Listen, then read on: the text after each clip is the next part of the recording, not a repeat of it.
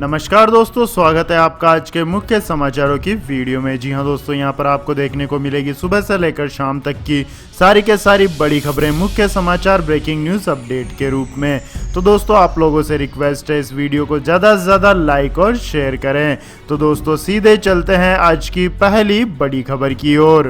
पूरे सिक्किम में एक हफ्ते के लिए लगा लॉकडाउन, देश के कई हिस्सों में बड़ी पाबंदियां।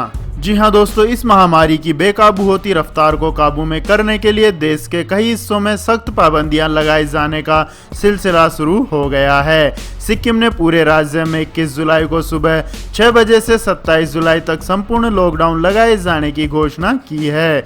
राज्य सरकार की ओर से जारी बयान में कहा गया है कि इस महामारी के मामलों में तेजी से हो रही बढ़ोतरी को रोकने के लिए पूरे राज्य में संपूर्ण लॉकडाउन लगाए जाने का फैसला किया गया। आदेश में कहा गया है कि संपूर्ण लॉकडाउन के दौरान सिक्किम में सभी सरकारी दफ्तर, दुकानें, बाजार, संस्थान और निजी कंपनियां बंद रहेंगी। हालांकि आवश्यक वस्तुओं की आपूर्तियों को निर्बाध जारी रखने के लिए इन सेवाओं से जुड़े लोगों और वाहनों के आवागमन को मंजूरी दी गई है। यही नहीं, जरूरी वस्तुओं की बिक्री करने वाली दुकानें भी सुबह 8 बजे से शाम 5 बजे तक खुली रहेंगी। दवा की दुकानें शाम 7 बजे तक खुली रखने को कहा गया है। इसके बाद दोस्तों, जानते हैं अगली बड़ी खबर। ऑक्सफोर्ड ने इस महामारी के वैक्सीन के सफल ट्रायल का किया दावा। मेडिकल जर्नल द लेसेंट के मुताबिक यह बिल्कुल सुरक्षित और असरदार। जी हां दोस्तों, ऑक्सफोर्ड यूनिवर्सिटी की अगुवाई में बन रही इस महामारी की वैक्सीन के पहले फेज के क्लिनिकल ट्रायल के अच्छे नतीजे सामने आए हैं। सोमवार को मेडिकल जर्नल द लेसेंट में छपी रिपोर्ट के मुताबिक यह वैक्सीन पूरी तरह सुरक्षित और असरदार है। इस जानकारी के बाद ऑक्सफोर्ड की वैक्सीन फ्रंटनर वैक्सीन की लिस्ट में आगे आ गई है। इसके बाद दोस्तों, रुक करते हैं अगली बड़ी खबर का। अमेरिकी सांसद बोले, भारत से न उलझे चीन, ड्रैगन की सैन्य आक्रामकता पर जताई चिंता। जी हां दोस्तों, अमेरिका के 9 प्रभावशाली सांसदों ने भारत के खिलाफ चीन की हालिया सैन्य आक्रामकता पर चिंता जताते हुए प्रतिनिधि सभा में एक प्रस्ताव पेश किया है। इसमें सीमा पर तनाव कम करने के लिए चीन से धौंस का नई राजनीतिक तंत्रों का इस्तेमाल करने की अपील की गई है। भारतीय अमेरिकी सांसद राजा कृष्णमूर्ति के नेतृत्व में Ro Khanna, Frank Pallone, Tom Suozzi, ट्रेड Yoho, George Holding, Sheila Jackson, Lee Haley Stevens और स्टीव चाबोट ने अमेरिकी संसद के निचले सदन में प्रस्ताव पेश किया है। प्रस्ताव के मुताबिक चीन ने पूर्वी लद्दाख में जून तक बड़ी संख्या में सैनिकों को इकट्ठा कर लिया और वास्तविक नियंत्रण रेखा को आक्रामक तरीके से बदलने की कोशिश की गई, जिसका नतीजा यह हुआ कि गलवान घाटी में तनाव बढ़ गया और 15 जून को हुए खूनी संघर्ष में भारत ने अपने 20 जवानों को खो दिया और इस झड़प में चीन के भी कुछ सैनिक मारे गए, लेकिन चीन ने अपने सैनिकों की मृत्यु की पुष्टि नहीं की। प्रस्ताव में इसका भी जिक्र किया गया है कि भारत और चीन सीमा पर तनाव कम करने और सैनिकों की संख्या घटाने पर सहमति हो गई है। इसके बाद दोस्तों, रुक करते हैं अगली बड़ी खबर का। इस महामारी के संकट की वजह से बर्बादी की कगार पर पहुंचे छोटे मझोले एनबीएफसीज। जी हां दोस्तों, इस संकट के बाद बड़ी संख्या में एनबीएफसीज बर्बादी की कगार पर आ गए हैं। एक तरफ लॉकडाउन में नया काम नहीं है, पुराने पेमेंट रुक गए हैं और ये सरकार के ऐलान का फायदा उठाने की हालत में भी नहीं है। कुछ बड़े ब्रांड को छोड़ दे तो छोटे और मझोले नॉन बैंकिंग फाइनेंशियल कंपनीज की हालत इतनी खस्ता हो गई है कि उन्होंने एमएसएमई को नया कर्ज लगभग देना बंद कर दिया है। असल में एनबीएफसीज बैंकों से उधार लेकर एमएसएमई को कर्ज देते हैं। कर्ज पर मोरेटोरियम लगा तो एनबीएफसीज के कर्जदारों ने ईएमआई देना बंद कर दिया, जबकि एनबीएफसीज को मोरेटोरियम का फायदा नहीं मिला। इसके बाद दोस्तों, जानते हैं अगली बड़ी खबर। सरकारी कर्मचारियों के लिए खुशखबरी, रात में ड्यूटी करने पर मिलेगा यह फायदा। जी हां दोस्तों, केंद्र सरकार ने 7वें वेतन आयोग की सिफारिश को मानते हुए केंद्रीय कर्मचारियों के लिए नाइट ड्यूटी अलाउंस को लागू करने का फैसला किया है। इस बारे में कार्मिक एवं प्रशिक्षण विभाग ने निर्देश जारी कर दिए हैं। विभाग ने यह निर्देश पिछले सप्ताह 13 जुलाई को जारी किए हैं और इसे 1 जुलाई से लागू भी कर दिया गया है। इसके साथ ही केंद्र सरकार ने सभी कर्मचारियों के लिए वर्तमान व्यवस्था के तहत विशेष ग्रेड पे के आधार पर नाइट ड्यूटी अलाउंस को खत्म कर दिया है। है। इसके बाद दोस्तों रुक करते हैं अगली बड़ी खबर का। इस महामारी की वजह से नहीं हो रही कमाई, कॉफी कैफे डे ने बंद किए अपने 280 आउटलेट्स। जी हां दोस्तों, कॉफी रेस्तरां श्रृंखला कॉफी कैफे डे ने आमदनी और खर्च की संभावनाओं का हिसाब लगाते हुए चालू वित्त वर्ष की पहली तिमाही में 280 रेस्तरां बंद कर दिए हैं। इससे उनके रेस्तरां घटकर 30 जून 2020 को 1480 रह गए थे। कैफे कॉफी डे ब्रांड का स्वामित्व कॉफी डे ग्लोबल के पास है, जो कॉफी डे इंटरप्राइजेस लिमिटेड की सहायक कंपनी है। इसके बाद दोस्तों जानते हैं अगली बड़ी खबर। लेकिन दोस्तों अगली खबर जानने से पहले आप लोगों से गुजारिश है कि इस वीडियो में दिखाई गई खबरें अगर आपको पसंद आई हो तो इस वीडियो को लाइक करें, कमेंट करें और हमारे चैनल को सब्सक्राइब करें। तो दोस्तों जानते हैं अगली बड़ी खबर। देश में रह जाएंगे सिर्फ 5 सरकारी बैंक, इन बैंकों में अपनी हिस्सेदारी बेचेगी सरकार। जी हाँ दोस्तों, केंद्र सरकार देश के सरकारी बैंकों में से आधे से ज्यादा का निजीकरण करने की योजना बना रही है।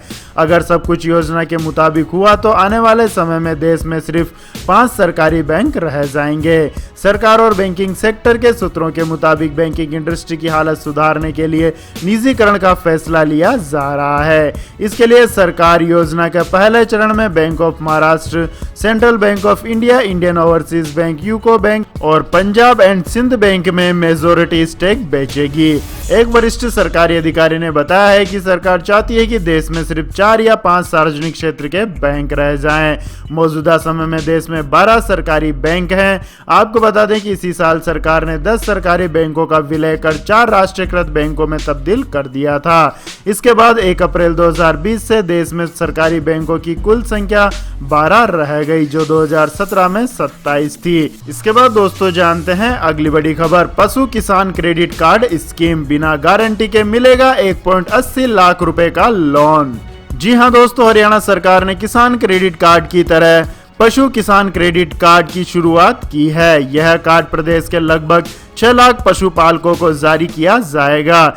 इस कार्ड पर पात्र व्यक्ति को 1,80,000 रुपए का लोन बिना किसी गारंटी के मुहैया कराया जाएगा। इस बात की जानकारी प्रदेश के कृषि मंत्री जेपी दलाल ने दी है। इसके तहत अब तक 1,40,000 पशुपालकों के फॉर्म भरवाए जा चुके हैं। पशुपालक इच्छानुसार पशु किसान क्रेडिट कार्ड बनवा सकते हैं। एक गाय के लिए 40,783 रुपए जबकि भैंस के लिए 60,249 रुपए का कर्ज दिया जाएगा।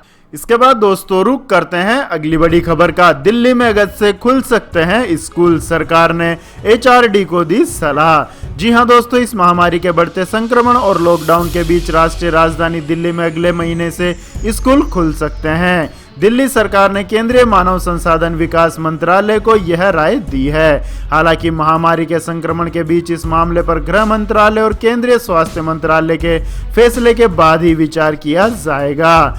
दिल्ली की ही तरह कई अन्य राज्यों ने भी अगस्त महीने से स्कूलों को खोलने के संबंध में अपनी राय दी है। इसके बाद दोस्तों रुक करते हैं अगली बड़ी खबर का। जनसंख्या की दौड़ में आगे आया पाकिस्तान, भारत और चीन में घटी प्रजनन दर। जी हां दोस्तों, करीब 22.09 करोड़ की आबादी और प्रति दंपत्ति 3.6 बच्चे की प्रजनन दर के साथ पाकिस्तान दक्षिण एशिया क्षेत्र में सबसे तेजी से बढ़ती जनसंख्या वाले देशों में एक है। अमेरिका के निजी गैर सरकारी संगठन यूएस पॉपुलेशन रेफरेंस ब्यूरो की रिपोर्ट में यह बात कही गई। उसकी 2020 की विश्व जनसंख्या डाटा शीट के अनुसार संघर्ष प्रभावित अफगानिस्तान प्रति दंपत्ति 4.5 बच्चों के साथ चार्ट में सबसे ऊपर है। उसने हाल ही में अपनी एक रिपोर्ट में कहा है कि करीब 1.4 अरब आबादी के साथ भारत दुनिया में दूसरे सबसे जनसंख्या वाला देश है, लेकिन इसने अपनी प्रजनन दर घटाकर 2.2 कर ली है। इसके बाद दोस्तों जानते हैं अगली बड़ी खबर। आत्मनिर्भर भारत के तहत मोबाइल टीवी निर्माण का हब बनेगा भारत, सेज में विदेशी कंपनियों को मिल सकती है छूट। जी हां दोस्तों, इस समय आत्मनिर्भर भारत अभियान पर ही भारत सरकार का पूरा फोकस है। प्रधानमंत्री नरेंद्र मोदी ने इस महामारी के संकट से भारत की अर्थव्यवस्था को सुधारने के लिए 20 लाख करोड़ रुपए के राहत पैकेज का ऐलान किया था। इस पैकेज को आत्मनिर्भर भारत अभियान का नाम दिया गया है। प्रधानमंत्री नरेंद्र मोदी का कहना है कि इस बड़े राहत पैकेज से भारत में लोगों को कामकाज करने की सुविधा उपलब्ध कराई जाएगी और यह कोशिश की जाएगी कि अगले कुछ सालों में भारत अपनी जरूरत की अधिकतर चीजों के लिए खुद पर निर्भर हो जाए। इस अभियान के तहत सरकार का फोकस अब विशेष आर्थिक जोन की जमीन के भरपूर इस्तेमाल करने का है। आपकी जानकारी के लिए बता दें दोस्तों, देश में शेष की 50% से अधिक जमीन इस समय यूं ही पड़ी हुई है, जिसका कहीं पर भी कोई उपयोग नहीं हो रहा है। इसके बाद दोस्तों जानते हैं आज के मौसम अपडेट्स। तो दोस्तों अगले 24 घंटों के दौरान उत्तराखंड, हिमाचल प्रदेश, जम्मू कश्मीर, गिलगित बल्टिस्तान, मुजफ्फराबाद, पंजाब, हरियाणा, दिल्ली और उत्तरी राजस्थान के कुछ हिस्सों, उत्तर प्रदेश, बिहार, पश्चिम बंगाल, सिक्किम, असम, मेघालय, अरुणाचल प्रदेश में हल्की से मध्यम बारिश होने की संभावना है। इन भागों में कुछ स्थानों पर भारी वर्षा भी हो सकती है। वहीं मध्य प्रदेश, छत्तीसगढ़, झारखंड, गंगीय पश्चिम बंगाल, उड़ीसा, तटीय आंध्र प्रदेश, विदर्भ, मराठवाड़ा, दक्षिण मध्य महाराष्ट्र, कर्नाटक, केरल, रायलसीमा और लक्षद्वीप के कुछ हिस्सों में हल्की से मध्यम बारिश हो सकती है। जबकि उत्तरी कोंकण, गोवा, गुजरात, तेलंगाना, तमिलनाडु और अंडमान व निकोबार द्वीप समूह में कुछ स्थानों पर हल्की बारिश होने की संभावना है। इसके बाद दोस्तों जानते हैं अगली बड़ी खबर। फिर महंगा हुआ डीजल, दिल्ली में 12 पैसे प्रति लीटर की हुई बढ़ोतरी। जी हां दोस्तों, डीजल की कीमतों में लगातार हो रही बढ़ोतरी रुकने का नाम नहीं ले रही है। आज फिर तेल कंपनियों ने डीजल की कीमतों में इजाफा किया है। राजधानी दिल्ली में डीजल का आज 12 पैसे महंगा हो गया है। इस बढ़ोतरी के साथ राजधानी दिल्ली में डीजल की कीमत 81 रुपए 64 पैसे प्रति लीटर पर पहुंच गई, जबकि पेट्रोल की कीमत में कोई फेरबदल नहीं हुआ है और वह 80 रुपए 43 पैसे प्रति लीटर पर बना हुआ है। इसके बाद दोस्तों जानते हैं आज के सोने और चांदी के भाव। तो दोस्तों दिल्ली सराफा बाजार में आज सोने चांदी की कीमतों में मामूली गिरावट देखने को मिली है। सोने की कीमतों में 31 रुपए प्रति 10 ग्राम की गिरावट दर्ज की गई। वहीं चांदी के भाव में भी 51 रुपए प्रति किलोग्राम की गिरावट दर्ज की गई। अंतर्राष्ट्रीय बाजार में भी दोनों कीमती धातुएं गिरावट के साथ कारोबार करते नजर आए। आपकी जानकारी के लिए बता दें दोस्तों, दिल्ली सराफा बाजार में सोने का भाव 31 रुपए प्रति 10 ग्राम कम होकर 49,916 रुपए के स्तर पर पहुंच गया है, जबकि चांदी की कीमतों में 51 रुपए प्रति किलोग्राम की कमी दर्ज की गई, जिससे चांदी का आज का भाव 53,999 रुपए प्रति किलोग्राम के स्तर पर पहुंच गया है। इसके बाद दोस्तों जानते हैं अगली बड़ी खबर। यूएई ने अरब जगत में रचा इतिहास, पहला मंगल ग्रह मिशन होप हुआ लॉन्च। जी हां दोस्तों, सऊदी अरब इमरात ने जापान के सहयोग से मंगल ग्रह पर अपना पहला हल्का इंटरप्लेनेटरी होप प्रोब मिशन शुरू किया है। यूएई का मंगल ग्रह के लिए पहला अंतरिक्ष मिशन सोमवार को जापान के तानेगाशिमा स्पेस सेंटर से लॉन्च हुआ। यूएई का यह मिशन मंगल ग्रह होप नाम से डब किया गया है। यह भारतीय समय अनुसार सुबह 3:28 पर तानेगाशिमा स्पेस सेंटर से लॉन्च हुआ। संयुक्त राष्ट्र अमीरात पहला अरब मुल्क होगा जिसने मंगल ग्रह पर अपनी दस्तक दी है। इस मिशन की लाइव फीड भी दिखाया गया है। हालांकि इसे 15 जुलाई को लॉन्च किया जाना था, लेकिन मौसम खराब होने के कारण इसे कुछ समय के लिए टाल दिया गया था। इसके बाद दोस्तों जानते हैं अगली बड़ी खबर। इस महामारी के संकट के बीच अपने 10% कर्मचारियों को नौकरी से निकालेगी देश की सबसे बड़ी निजी एयरलाइंस। जी हां दोस्तों, इस महामारी के कारण दुनिया के ज्यादातर देशों पर दोहरी मार पड़ी है। एक तरफ जहां इस महामारी के हर दिन नए नए मामले सामने आ रहे हैं, वहीं इस महामारी का सिलसिला थमता नजर नहीं आ रहा है। वहीं दूसरी तरफ ज्यादातर अर्थव्यवस्थाएं कारोबारी गतिविधियों की रफ्तार धीमी होने के कारण आर्थिक संकट में फंसती जा रही है। भारत में लॉकडाउन में ढील के साथ कारोबारी गतिविधियां धीमे धीमे रफ्तार पकड़ रही है, लेकिन फिर भी बड़ी बड़ी कंपनियों की मुश्किलें कम नहीं हो रही है। लॉकडाउन के दौरान सरकार ने घरेलू और अंतर्राष्ट्रीय उड़ानों पर पूरी तरह पाबंदी लगा दी थी। इससे देश की एयरलाइंस कंपनियों के सामने संकट की स्थिति आ गई है। इसी क्रम में देश की सबसे बड़ी निजी क्षेत्र की एयरलाइंस इंडिगो ने अपने 10% कर्मचारियों को नौकरी से निकालने का फैसला लिया है। इसके बाद दोस्तों जानते हैं अगली बड़ी खबर। 26 सितंबर से 9 नवंबर के बीच हो सकता है आईपीएल। डबल क्वारंटाइन से बचने के लिए विदेशी खिलाड़ियों को सीधे यूएई बुलाया जा सकता है। जी हां दोस्तों, आईसीसी T20 वर्ल्ड कप के 1 साल टलने के बाद अब इंडियन प्रीमियर लीग का रास्ता साफ हो गया है। भारतीय क्रिकेट कंट्रोल बोर्ड ने नवंबर-दिसंबर के ऑस्ट्रेलिया दौरे को ध्यान में रखकर आईपीएल का संभावित शेड्यूल तैयार किया है।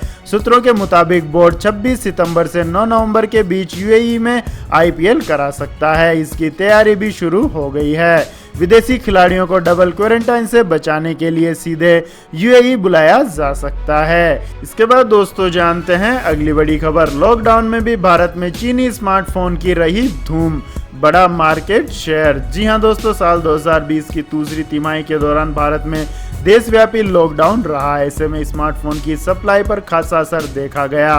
दूसरी तिमाही में स्मार्टफोन शिपमेंट 48% गिरकर करीब 17.3 मिलियन रह गया। हालांकि इस दौरान भी 31% मार्केट शेयर और 5.3 मिलियन स्मार्टफोन यूनिट के साथ Xiaomi कंपनी भारत में सबसे ज्यादा मोबाइल शिपमेंट कराने वाली कंपनी रही। Xiaomi की तरह एक अन्य चीनी कंपनी Vivo इस लिस्ट में दूसरे पायदान पर रही। अप्रैल से जून के दौरान Vivo ने 3.7 मिलियन यूनिट का शिपमेंट किया। इससे Vivo का मार्केट शेयर साल 2020 के पहली तिमाही के मुकाबले 21.3% बढ़ गया है। तो यह थी दोस्तों आज की सभी महत्वपूर्ण बड़ी खबरें। तो दोस्तों आपको हमारा ये वीडियो कैसा लगा कमेंट करके जरूर बताएं और हमारे इस वीडियो को अधिक से अधिक लाइक और शेयर करें। साथ ही हमारे चैनल को सब्सक्राइब करके बेल आइकन का बटन भी दबा लें। धन्यवाद। जय हिंद, जय भारत, वंदे मातरम।